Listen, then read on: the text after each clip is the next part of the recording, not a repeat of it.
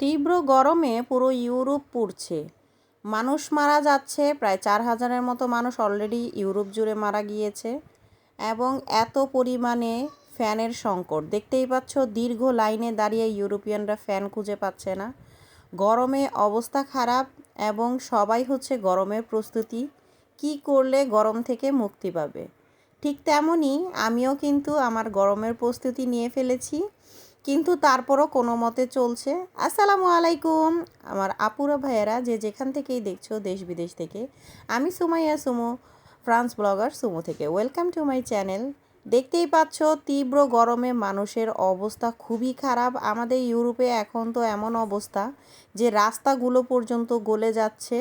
ট্রেনের লাইন ঠিক আছে, বাট যখনই ট্রামের লাইনগুলো তো রাস্তার উপরে, তো সেই ট্রামের লাইনগুলো পর্যন্ত গলে যাচ্ছে। দেখো ভিডিও করতেছে মানুষ, কারণ প্রায় 5-6 দিন আমার হাজব্যান্ড ঘুরে আসছে, ফ্যান নিতে পায় নাই। দেখতেই পাচ্ছ পুলিশ চলে আসছে, ফ্যানের দোকানে পুলিশ পাহারা দিতেছে, কারণ এমনভাবে হরিলুট ফ্যানের দোকানগুলোতে। পরে দেখা গেছে যে মানুষ গনে গনে একজন একজন করে মানুষ ঢুকাইছে, কিন্তু এত পরিমাণে ফ্যান সরবরাহ করার পরও কিন্তু চাহিদার খুব কম। কারণ আমাদের এইসব দেশে হচ্ছে মানুষ ফ্যান ট্যান তেমন একটা কিনে না। ঠান্ডার দেশ, হয়তো আমেরিকা, লন্ডন ওইসব দেশের কথা বলতে পারি না, বাট ফ্রান্সে কিন্তু এমন না। ফ্রান্সে আসলে ফ্যানের প্রয়োজন পড়ে না, গরমের দিনেও একটু বাতাস থাকে। হয়তো ইউরোপের প্রতিটা দেশেই এরকম বাতাস থাকে, ঠান্ডা বাতাস থাকে। বাট কি বলবো, এবার এমন গরম পড়ছে যে বাতাসটাও গরম, মানুষ এমন অবস্থা খারাপ, লাইনের পর লাইন দাঁড়িয়ে থেকে তারপরও ফ্যান কিনতে পারতেছিল না। আমার হাজব্যান্ড অনেক কাড়াকাড়ি করে একটা মিস্ট ফ্যান আনছে, কারণ আমাদের বাসায় অলরেডি ফ্যান আছে, বাট এই জাতীয় ফ্যানগুলো আমি প্রেফার করি না। বাচ্চারা করে কি, আঙ্গুল দিয়ে চুপ করে দাঁড়িয়ে থাকে, তো আঙ্গুল কেটে যাওয়ার ভয় থাকে। তবে আসলে এত গরম, এই গরমে আসলে সম্ভব না ফ্যান ছাড়া। আমার ঘরে ছোট্ট একটা এসি ছিল, প্রায় 3 বছর ইউজ করেছি। এখন এসির পাওয়ারও কমে গেছে, মনে হয় যে বাতাসটা একদমই লাগে না গায়ের মধ্যে, এমন একটা অবস্থা। তো এই ফ্যানগুলো মিস্ট ফ্যান আনা হয়েছে।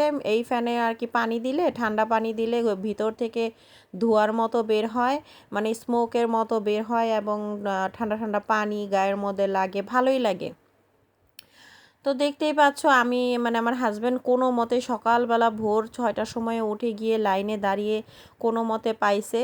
তারপরও মানে পছন্দ মতো পায় নাই, তো এইটা পাইছে, তো এইটাই নিয়ে আসছে। এটা রিমোট কন্ট্রোল ফ্যান, প্লাস এটার ভিতর থেকে মানে মিস্ট ফ্যান, ভিতরে পানি দিলে হচ্ছে বাষ্পগুলো বের হবে। তো আমার কাছে দিয়ে গেছে। আর এত গরম, আমি আর তার জন্য অপেক্ষা করতেছিলাম না। অনেক বেশি গরম, বাচ্চারা পাগল হয়ে যাচ্ছে গরমে। আর বড় মানুষই টিকতে পারতেছে না, আর বাচ্চাদের কথা কি বলবো। তো আমি নিজেই এটাকে অ্যাসেম্বল করার চেষ্টা করতেছিলাম, যে এটাকে আমি লাইন করি, সব কিছু ঠিকঠাক করে এটাকে লাগিয়ে ফেলি, কারণ নর্মালি এইসব কাজ আমি করি। তো আমি চেষ্টা করতেছিলাম যে এগুলো করি, কিন্তু এত বেশি শক্ত এবং হার্ড, এগুলো আসলে ছেলেদের কাজ, এগুলো মেয়েদের কাজ না। তারপরও কিছু করার নাই, আমি ঠিকঠাক করে সব বের করলাম। মোটামুটি সব কিছু জোড়া লাগানোর চেষ্টা করতেছি। আসলে বাচ্চাদের নিয়ে তো ওরাও বেশি এক্সাইটেড, একবার দেখা গেছে নাট খুলে ফেলে, এটা খুলে ফেলে, ওইটা খুলে ফেলে। আমি এদিকে অ্যাসেম্বল করতেছি আর এদিকে ওদেরকে দেখতেছি। তো যাই হোক, অনেক কষ্টের পরে এগুলাকে অ্যাসেম্বল করা হয়েছে। আমি অ্যাসেম্বল করে রাখছিলাম, পরে এসে আমার হাজব্যান্ড আবার বাকিটুকু কাজ করছে, ইলেকট্রিক্যাল লাইন টাইন এগুলো সে ঠিকঠাক করছে, করে তারপর হচ্ছে এই করছে। এই যে আমি মোটামুটি এখানে অ্যাসেম্বল করে ফেলছি। দেখতেই পাচ্ছ বাচ্চারা গরমে, কারো শরীরে কাপড় নাই। পরবর্তীতে এই যে দেখতেই পাচ্ছ, এই যে এরকম ধোঁয়ার মতো বের হবে। তো বাচ্চাদের অবস্থা খুবই খারাপ, সবার শরীরে ঘামাচি ফুটে গেছে। আসলে কি বলবো, আমার বাচ্চাদের শরীরে ঘামাচি উঠবে এটা আমার ভাবতেও অবাক লাগে, কারণ আমি ওদের সব সময় ময়শ্চারাইজ করে রাখি। তারপর গরমে কিন্তু এগুলো কিচ্ছু করার নেই, ঘামাচি ফুটেই গেছে শরীরে। তো দেখো ফ্যানের মধ্যে সাদা সাদা দেখতে পাচ্ছ, অনেকেই বলবো যে নতুন ফ্যানের মধ্যে এগুলো কি। আসলে আমি বাচ্চাদের ঘামাচি হয়েছে দেখে আমি করছিলাম ঘামাচি পাউডার দিয়ে, পাউডারটা রেখে কিচেনে চলে গেছি।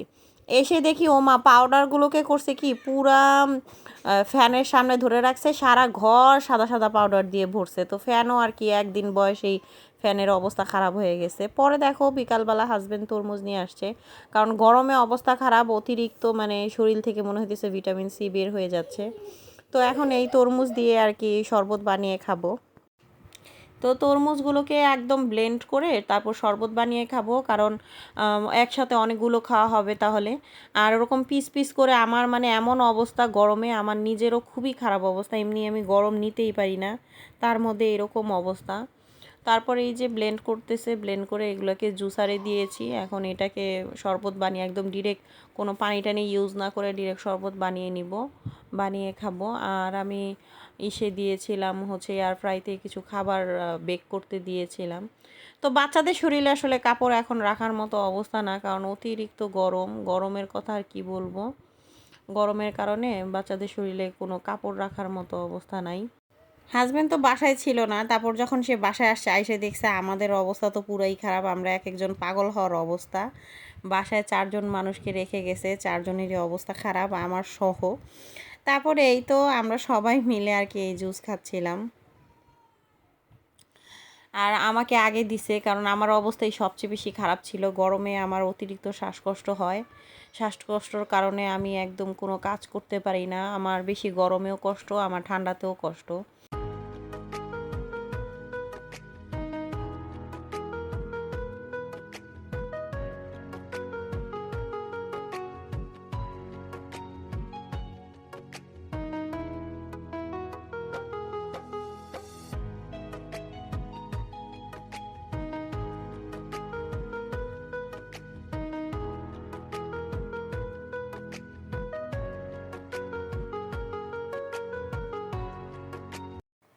তবে আসলে বাচ্চাদের এখন চুল এত বড় হয়ে গিয়েছে, সবারই, ছেলের, 2 ছেলে এবং হাজব্যান্ডের সবারই হচ্ছে চুল বড় হয়ে গিয়েছে।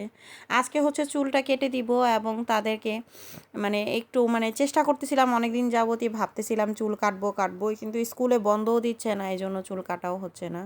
তো আজকে হচ্ছে চুলগুলো কেটে দিব, হাজব্যান্ডের চুল কাটবো এবং বাচ্চাদের চুলও কাটবো, কারণ এদের চুল সবসময় আমিই কাটি, এই যে দেখতেই পাচ্ছ এরকম। প্রথমে চুল কাটার আগে এরকম, এখন হচ্ছে চুল কেটে দেবো। আজকে ঘর আর কি তেমন একটা ক্লিন করি নেই, ঘর এলোমেলো আছে, বাচ্চারা খেলছে। এখন হচ্ছে অ্যাসপিরেটরটা আনছি, আনার পরে একজন একজন করে চুল কেটে দেবো। দুজনের, একজনের কেটে দিছি, ওর বাবা গোসল করতে নিয়ে গেছে ওরে। আর এখন হচ্ছে এই যে পিছিটার চুল কাটবো, অনেক বড় বড় চুল, মাশাল্লাহ আমার বাচ্চাদের চুলগুলো অনেক সিল্কি।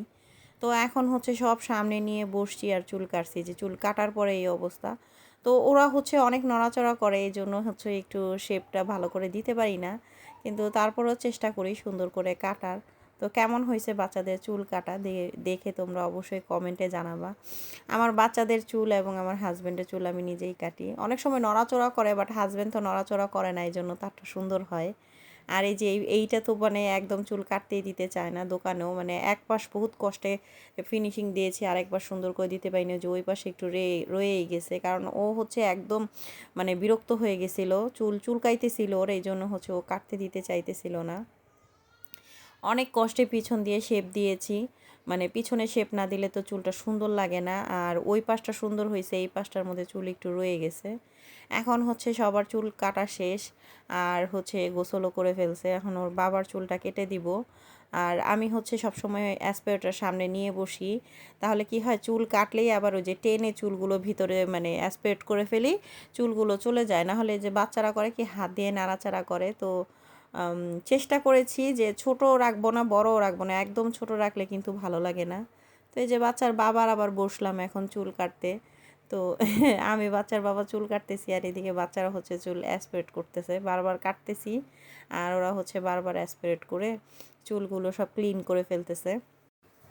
তো চুল আসলে আমি বাহিরে কাটতে দেই না, কারণ হচ্ছে বাচ্চাদেরকেও দেই না, করোনার পর থেকে তো কাউকে বাহিরে চুল কাটতে দেই না। আর এখন আমার হাজব্যান্ড নিজে থেকেই কাটে না, কারণ বা দোকানের চুল নাকি তার পছন্দ হয় না কাটা। তো এক পাশ তার কেটে ফেলছি, আরেক পাশে যে কাটবো, দেখতেই পাচ্ছ এখন 2 পাশই কেটে ফেলছি। আর সে তো আর নড়াচড়া করে না, এই জন্য তারটা সুন্দর হয়, সব কিছু এক সমান করে সুন্দর করে কেটে দিতে পারি, কিন্তু বাচ্চারা তো অতিরিক্ত নড়াচড়া করে। তবে চুল কাটলে বাসা কিন্তু অনেক ময়লা হয়, অ্যাসপিরেটর নিয়ে বসি আর যাই করি না কেন বাতাসে কিন্তু উড়ে, আর তার মধ্যে এখন হচ্ছে গরম, গরমে তো করা যায় না। তো আমাকে হচ্ছে আমার এক প্রিয় বোন তাবাসসুম জান্নাত সুহা, ও হচ্ছে অনেক রিকোয়েস্ট করছিল একবার যে ভাইয়া চুল কাটলে অবশ্যই একবার একটা ভিডিও করবা। তো এই জন্য ওর জন্যই হচ্ছে আমার হাজব্যান্ডের ভিডিওটা করলাম। সে কিন্তু দিতে চাইতেছিল না, তা আমি বললাম তোমার এক শালিকা দেখতে চাইছে। তো ওর নিজেরও একটা চ্যানেল আছে তাবাসসুম জান্নাত সুহা নামেই, ইউটিউব চ্যানেল, বিক্রমপুরের ও। আমার খুব প্রিয়, আমার অনেক আদরের একটা ছোট বোন।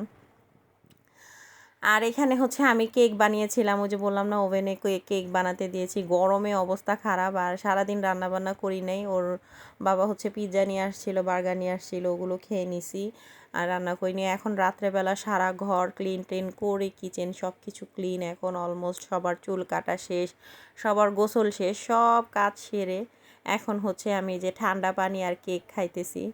আর এখন কিন্তু রাত্র প্রায় 10টার কাছাকাছি। দেখো কি সুন্দর দিনের আলো, রাত 10টায়ও এত সুন্দর দিনের আলো, তোমরা কি ভাবতে পারো এটা? তো এখন হচ্ছে আমি রাতের রান্না বসিয়ে দিয়েছি। আমি নর্মালি রাতেই বেশিরভাগ রান্নাগুলো করি, কারণ রাতে রান্না করলে ওর বাবা হচ্ছে বেবিকে ধরে, তারপর সে বাসায় থাকে, হেল্প করে দেয়, পেঁয়াজ কেটে দেয় বা অন্যান্য হেল্প, আলহামদুলিল্লাহ অনেক হেল্প করে সে। তো তার হেল্পের জন্যই আর কি দিনের বেলা করতে পারি না, দিনের বেলা করিও না কখনো। আর আমার রান্না প্রয়োজন হয় না, বেশিরভাগ সময় সার্কেলটা এমন রাতেবেলা রান্না করি। আর বাচ্চারা যেহেতু স্কুলে যায় এবং পরীক্ষা চলতেছে এই জন্য। তো আজকে হচ্ছে ভাত রান্না করেছে, সেই ভাত রান্না করেছে, আর আমি হচ্ছে হাতে মেখে সুন্দর করে একটা চিকেন রান্না করতেছি, এটা হাতে মেখে বসিয়েছিলাম। আর চিকেনটা হচ্ছে গরমের মধ্যে বাচ্চারাও পছন্দ করে। আর একটু ল্যাপটপ নিয়ে ভাবলাম যে বসে পড়ি, একটু কাজ টুকটাক করে ফেলি। আর কাজগুলো দেখা যায় রান্নার মাঝখানেই করতে হয়, অন্য সময় তো আর সময় পাই না কাজ করার। আর এই যে পাউডারের কথা বললাম না, সারা ঘর উড়াইছে পাউডার, বাতাস মানে ফ্যানের মধ্যে সামনে পাউডার ধরে রাখছে, পাউডার সারা ঘর উড়ছে। তো সব কিছুর মধ্যে পাউডার, মানে এগুলোর জন্য আমার আরও বেশি ক্লিন করা লাগছে। তো কথা বলতে বলতে ভিডিও শেষের দিকে আমারও রান্নাবান্না কমপ্লিট, এখন খেয়ে নিব। সালাদ করেছি আর চিকেন ভুনা আলু দিয়ে, আর ভাত আর ডাল ছিল ফ্রিজে, সেটা দিয়ে সুন্দর মতো হয়ে যাবে। তো দেখা হবে অন্য কোনো ব্লগে, অন্য কোনো সুন্দর একটা ইনসিডেন্ট তোমাদের সাথে শেয়ার করব। আজকের মতো এখানেই, রাত 10:30 বাজে, এখন আমি খেতে যাব। সবাইকে অনেক অনেক ভালোবাসা দিয়ে বিদায় নিচ্ছি। আসসালামু আলাইকুম, thanks for watching, ta ta, by.